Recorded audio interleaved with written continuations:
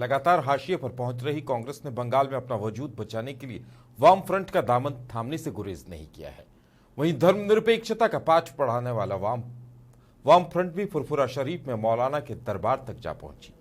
लोकसभा चुनाव के बाद बंगाल की सियासत में तकरीबन निचले पायदान पर पहुंच चुके कांग्रेस और वाम फ्रंट के नेता अब एक एक सीट के लिए एड़ी चोटी का जोर तक लगाते दिखाई दे रहे हैं। पेश रिपोर्ट।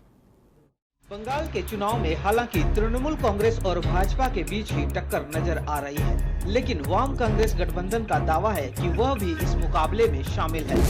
आगामी दिने टीएमसी থাকবে না, বিজেপি থাকবে না, সংযুক্ত মোর্চা শুধু থাকবে।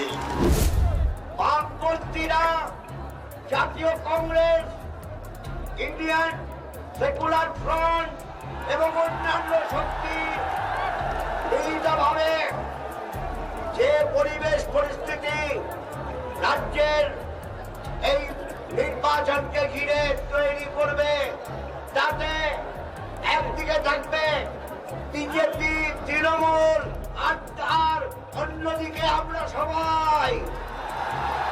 जबकि देखा जाए तो कभी बंगाल पर एक छत्र राज करने वाले दल के नेता न केवल आज अपनी सियासी जमीन फिर से पाने के लिए छटपटा रहे हैं, बल्कि अब तो खुद ही मुकाबले में दिखने के लिए भी संघर्ष कर रहे हैं।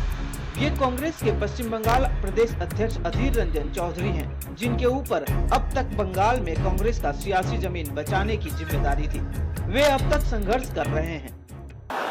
बांग्लार तृणमूल नेत्री ममता देखे जान मोर्चार क्षमता।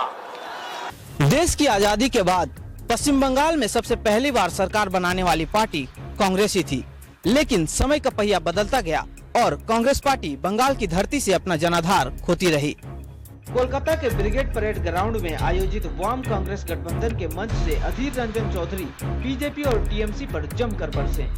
आपके सभाए कथा बोलছে এই পশ্চিমবঙ্গে টিএমসি বিজেপি উভয় অপশক্তি পরাস্ত হবে, পরাজিত হবে।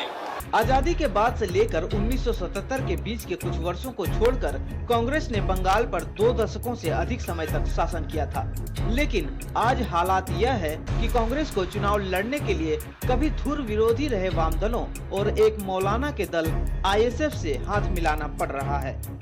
यही हाल माकपा के नेतृत्व वाले वाम मोर्चा का भी है।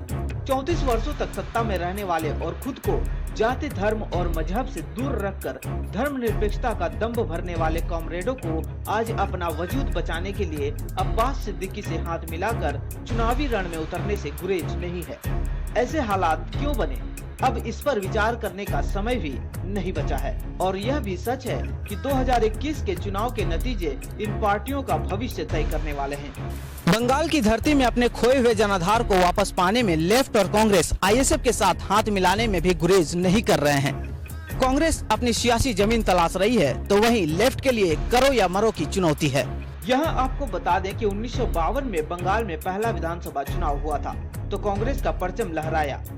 इसी बीच भारतीय communist party, revolutionary socialist party, forward block जैसे वामपंथी दलों की जड़ें भी मजबूत होती गईं।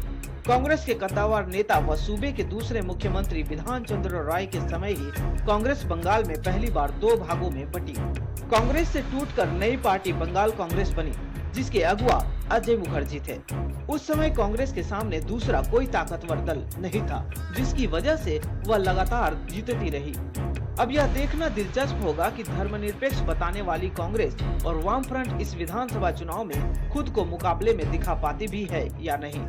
সংযুক্ত মোর্চার উদ্দেশ্য এ বাংলায় ধর্মনিরপেক্ষ এবং গণতান্ত্রিক শক্তির জয় নিশ্চিত করা। यूँ तो बंगाल की धरती में सभी राजनीतिक पार्टियां अपना भाग्य आजमा रही है, लेकिन ये तो 2 मई के नतीजे ही बताएंगे कि किसके सर पर सत्ता का ताज सजेगा। कैमरा पर्सन प्रीतम के साथ दीपक भट्टाचार्य, राजू साव की रिपोर्ट, कोलकाता लाइव 7।